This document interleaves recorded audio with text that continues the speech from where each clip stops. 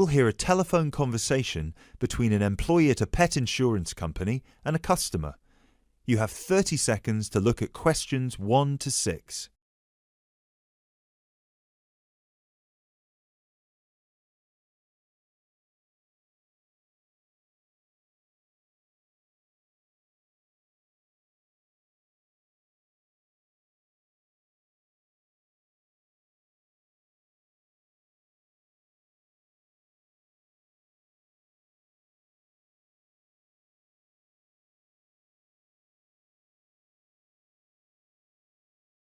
Pet Protect UK, how can I help? Oh, hello there. I'm calling to inquire about your pet insurance plans. Of course, just give me a second, please. Sure. So, have you checked our website already to see the options we offer? I've had a quick glance, and I think I'm interested in the basic plan. Great. I need to just ask a few questions first then. Is your pet a dog, a cat, or a rabbit? It's a dog. And is it a puppy or… No, he's 3 years old. Right. May I ask, has your dog been insured before? I just adopted him from the rescue center last week, and I think he'd been there a while, so I doubt it. OK, so you've had him for a week then. That's correct. Great. I apologise for asking this, but your dog, what's his name by the way? Fenton. Fenton, is that spelt with an F? Yeah, Fenton. Great. Thank you for that. So, according to the rescue centre, has Fenton ever attacked, bitten or been aggressive towards a person or another animal? No, not at all. Excellent. And is he a guide dog or… No, just a house pet. Great. And you said he's 3 years old. Do you know the exact date of birth? Oh, yes, it's on the adoption certificate. Just give me a sec. It's May 19th, 2013. And do you know, has Fenton been neutered? Yes, he's been castrated. Excellent. And final question, what type of dog is Fenton? Is he a pedigree, a crossbreed or a mixed breed? Crossbreed, I think. Right, crossbreed… Wait, sorry. What's the difference between the three? A pedigree is a dog whose parents are of the same breed.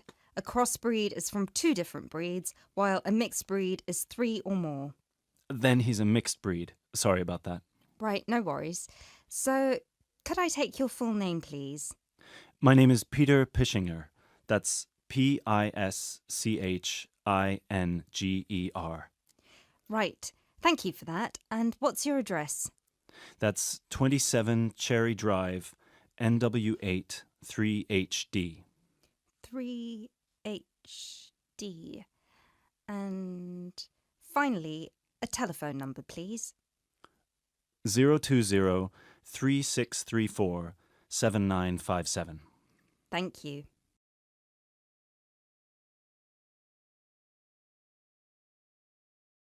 You now have 30 seconds to look at questions 7 to 10.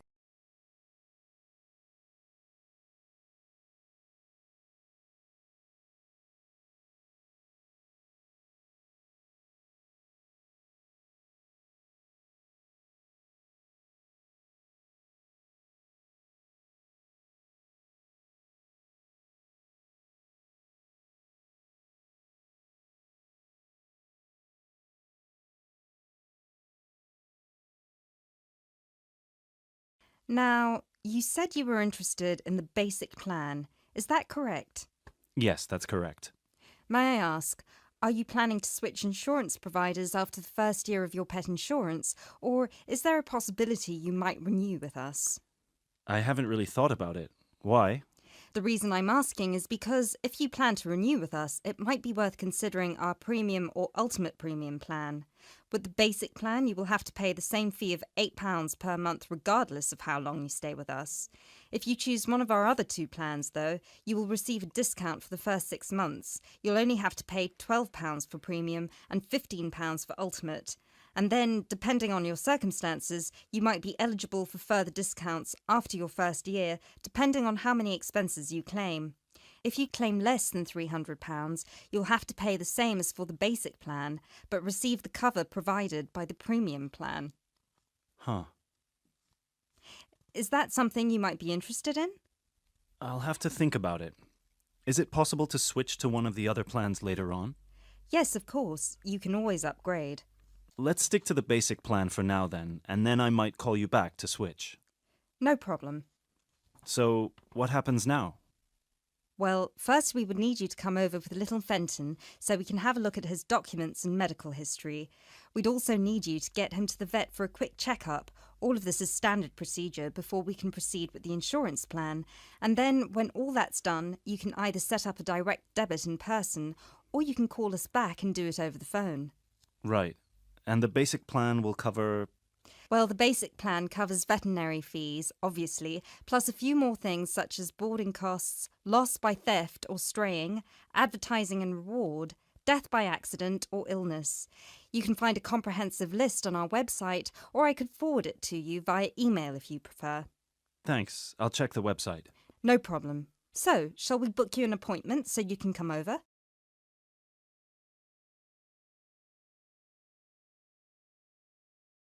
That is the end of part 1. You now have half a minute to check your answers.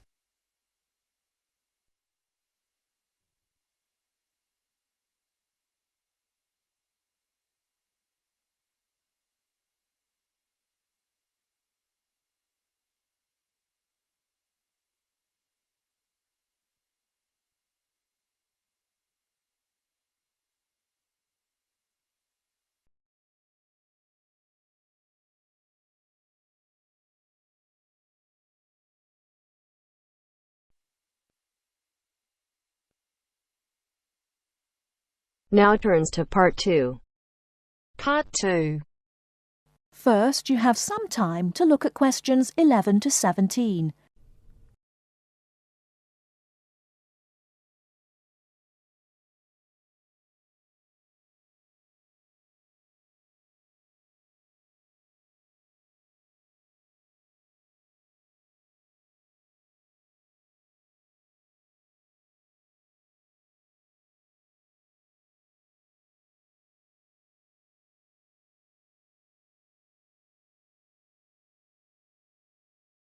Now, listen carefully and answer questions 11 to 17. Hello, and thanks everyone for coming here today. I know it's always a bit stressful going for a job interview, but it's best to be prepared. For any of you who may not know me, my name is Fiona Ogilvie, and my job is to offer guidance and support for students with special needs. Now, you wouldn't be here today if you weren't interested in finding a job in the holidays. So let's get down to it and see what things you need to be looking out for. Most of you, I hope, will be applying for jobs with the companies that have been recommended by the university. The reason for this is that we here at the university already know these companies and have established good working relationships with them. I've also been to visit all of them and checked out the facilities they have to offer. You really need to make informed choices when you're looking for a job and make sure you know before you even get to the interview stage that your needs will be met. But I know that some of you are applying for jobs independently and have looked at companies outside the university recommended list. So for you, it's best to plan ahead and be aware of what it is you may need while you're working. Things that you need to check when you go for an interview are there enough toilet facilities and are these easily accessible? Also, you want to check that all the public areas inside the building are barrier-free, so you can get direct access to these public spaces whenever you need to. And ask about ramps into the building, so you know how many there are and where they are located. These kinds of things are so much more difficult to sort out when you've started work, as they take time. But ramps are an absolute must, so please make sure you know where they are. Another thing you must make sure of is that the lifts have the correct lowered control panels. Ask if all the lifts have this facility or if it's only certain ones. Now, something I think that is often overlooked is working hours. What you want to make sure of is that you get flexi time. This basically means that your working hours are flexible and you can clock on and clock off in times that suit you. Within reason, of course. Most companies do recognise that it takes much longer for someone in a wheelchair to get on and off buses and trains. Public transport can take that much longer, so you need to be organised and prepared. And for those of you lucky enough to own a car, check how many disability parking spaces are available. Remember that it's your right to have a disabled parking space. These also need to be near enough to a wheelchair accessible entrance or ramp. OK, are there any questions before we move on? Before you hear the rest of the talk, you have some time to look at questions 18 to 20.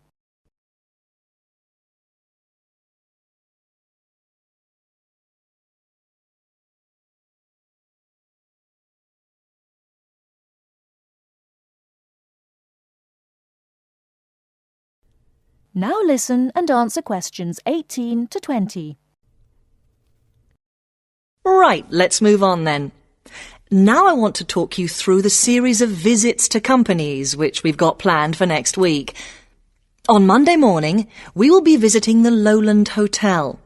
They have various summer jobs available, working as a receptionist or conference organiser in their busy conference centre, organising and setting up conferences. You need to be prepared for working in an office environment and spending quite a bit of time talking on the telephone. The bus leaves for the hotel at 9 a.m, so make sure you leave yourself plenty of time to get there. When you arrive at the hotel, please gather in the reception area and wait for someone to take you to your first session, which will be a talk. The talk at the hotel will begin at 10 a.m, and then there will be a short tour of the hotel. There will be a light lunch provided, which is usually salads and sandwiches. The next place we'll be visiting will be on Tuesday afternoon. We'll be going to visit a little local company that makes handmade paper and cards. For those of you studying art, this may be just what you're looking for. We'll be taken on a tour of the company which lasts 3 hours. The tour will start at 3:30 p.m, and after that you'll have a chance to meet some of the staff. Tea and coffee will also be provided. We have no trips planned for Wednesday, but on Thursday morning we'll be going to Tobago Travel Agency.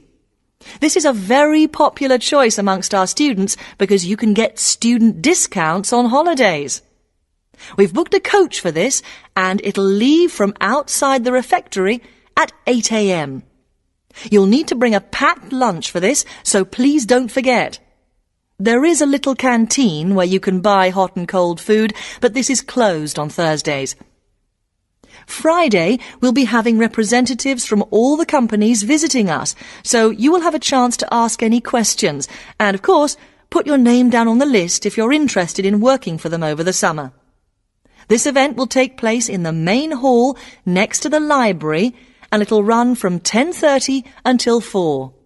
I really hope you make the most of this excellent opportunity to not only earn yourself some extra money, but also to gain experience of what it's like to work.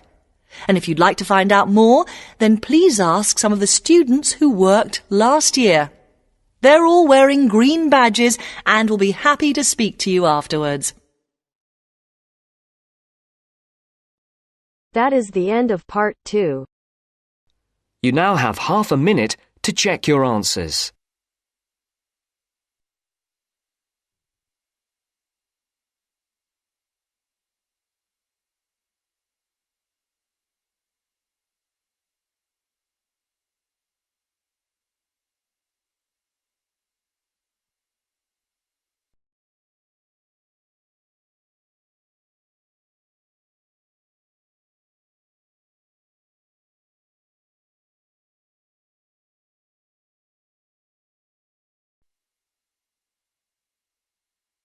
Now turns to part 3.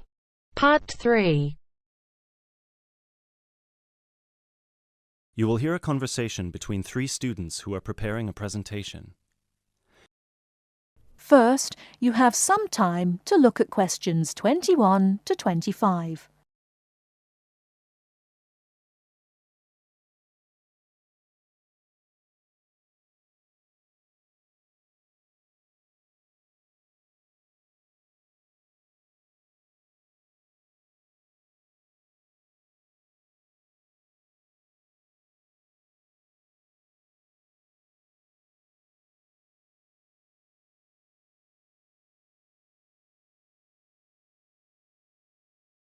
Now listen carefully and answer questions 21 to 25.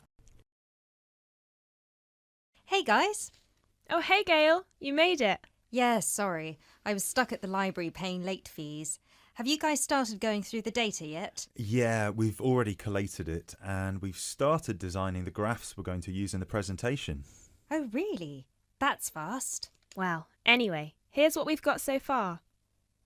Okay, so... Wow, 38% said they thought about quitting school in the first year. That's a huge number. Yeah, and only 10% said they were happy at school from beginning to end. Amazing, isn't it? Yeah, I thought the majority would be happy here. Well, just remember that about 30% of the school population are foreign students, and from the UK students, only 2% are actually from the area. So, I guess it makes sense that people would miss home. Yeah, but to want to actually quit school... Well, they didn't want to exactly, they just thought about it. Okay, so how should we organise the presentation? What did you guys decide?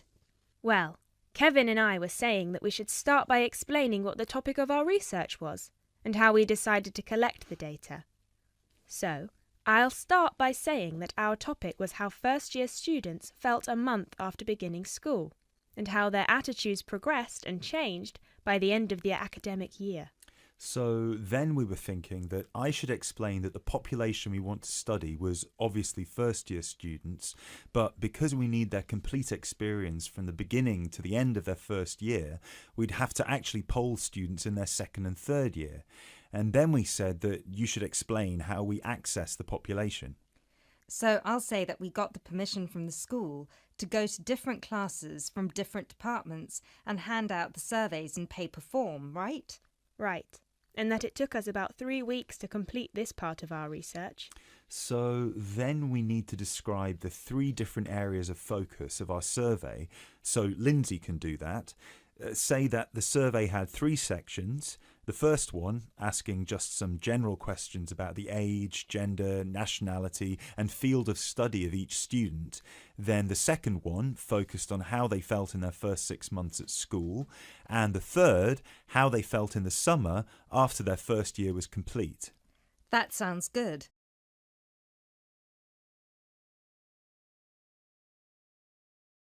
You now have 30 seconds to look at questions 26 to 30.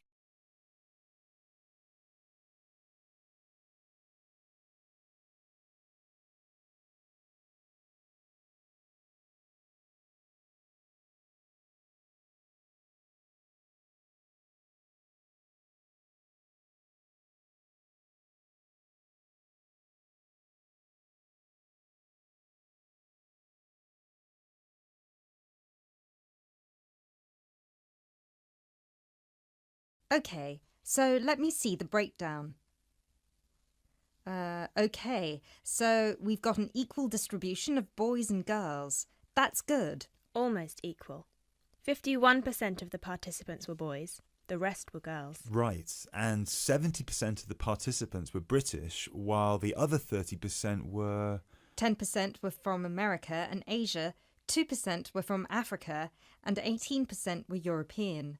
We had a small number of Australians as well, 0.03%, so I guess Europeans were 17.97% if you want to be precise. Which we should. Anyway, and obviously the age was all 20 or 21, with a few 19-year-olds.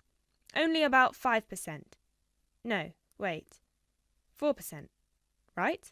No, it's 5%. Look. Right. Okay, so Lindsay will describe the 3 sections, And then you, Kevin, you'll describe the demographic and geographical breakdown, and You can start with the graph, and then we'll all explain the data together. Right, so we'll put this graph up on the board and explain that most students experience some form of homesickness or mild depression in the beginning of their course. But we need to point out that by the end of the year, it was only 5% that still felt like quitting school. Yeah, but remember that we didn't actually have the opportunity to interview or poll any of the students who left school. So the information we have only relates to current students, and those numbers might be bigger in reality. Yeah, I guess we need to mention that. But we did check the dropout rate for the last 2 years, and it was very low, so at the end of the day, the numbers can't be much bigger. Yeah. Anyway, so after we explain the data and we show the 3 graphs with the background information and the responses for 6 months and 1 year, we should spend some time also talking about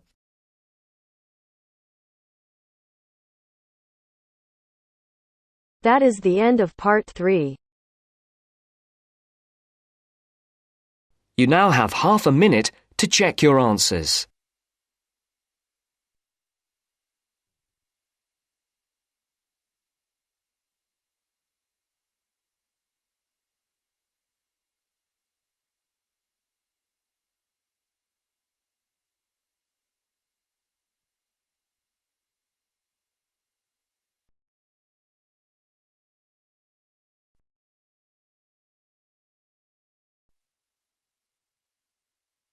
Now turns to part 4. Part 4. Now turns to part 4. Part 4. Well, it's the beginning of the digital age, and technology is all set to completely revolutionise the way we watch TV, videos and DVDs and play computer games at home. First, you have some time to look at questions 31 to 40.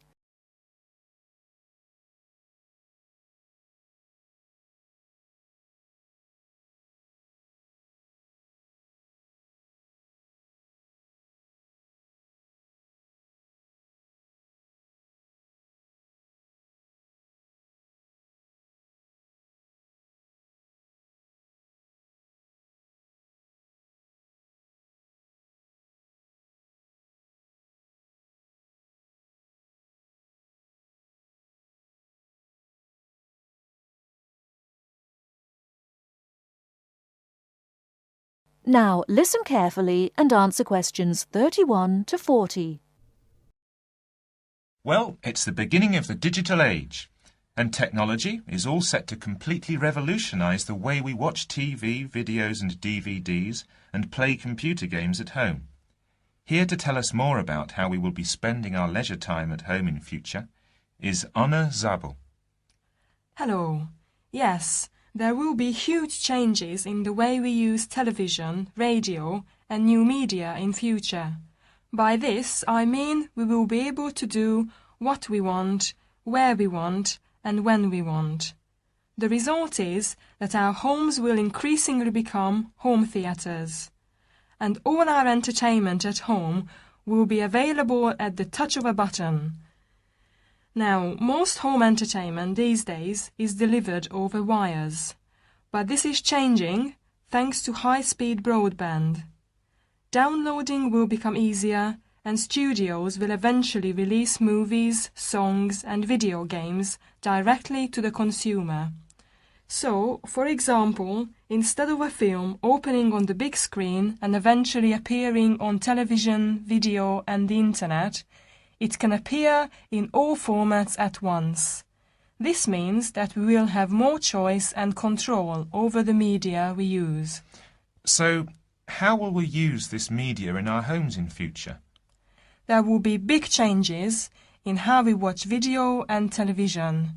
Several research groups and companies are trying to add depth to TV and other video displays in the form of a third dimension. So television and video screens will have depth. What do you mean by depth exactly? Do you mean 3D, like a hologram? That's right. When we say that a hologram has 3 dimensions, it means that we can see not only up and down and left and right, but forwards and backwards too. When we talk about dimensions, we call forwards and backwards depth. So when we say that a hologram has 3 dimensions, it means we can see up and down and left and right, just like a picture or photo. But we can also look into the hologram because the image it contains has depth. So instead of watching films on a flat screen, we will be watching them in 3D. Absolutely. Well, as we live in a 3D world, we shouldn't really be watching television and films in 2D, and the technology to make this happen is already there. 3D screens are being developed which can be placed throughout the house, even in busy areas of our homes like doorways and halls. Now, these screens appear to float in air. So in the future, 3D holographic images will be sent into our homes and we will be able to experience the action as if it is taking place right in front of our eyes. So the action won't just look real, it will be real. Incredible! How does this technology work? Well, to get true 3D, each of your eyes has to see a slightly different image. 3D screens interweave multiple images in vertical stripes using special coatings and filters built into the screen. This means that each eye sees a different set of stripes. These screens are called lenticular screens. Now, these screens are easy to produce and some laptop PCs and cell phones already have them. However, lenticular screens do have one disadvantage. The strain on the eyes and brain of putting together a 3D image from 2 flat ones can result in headaches and dizziness. But a few companies have developed a hologram 3D display which does not cause these problems. Instead of building images, then leaving them to the brain to put together, holograms create a whole image that reaches the eye exactly the way light from a real object does. You can even walk part of the way around a holographic image to see side and back views, just as you would do if the object was right in front of you. Twin holograms will let a couple watch 2 different programs on the same screen, even if they sit next to each other on the living room sofa. So no more arguing about which program to watch. That's right. Patio screens are being developed too. Patio screens? What are they exactly? Well, a patio screen is a big inflatable screen, which means you can take it outside your home and watch a film in your garden. Some patio screens are even equipped with DVD players, and some new ones may even have a wireless connection. Amazing developments there. Well, join us after the break when we will be talking. That is the end of part 4. You now have half a minute to check your answers.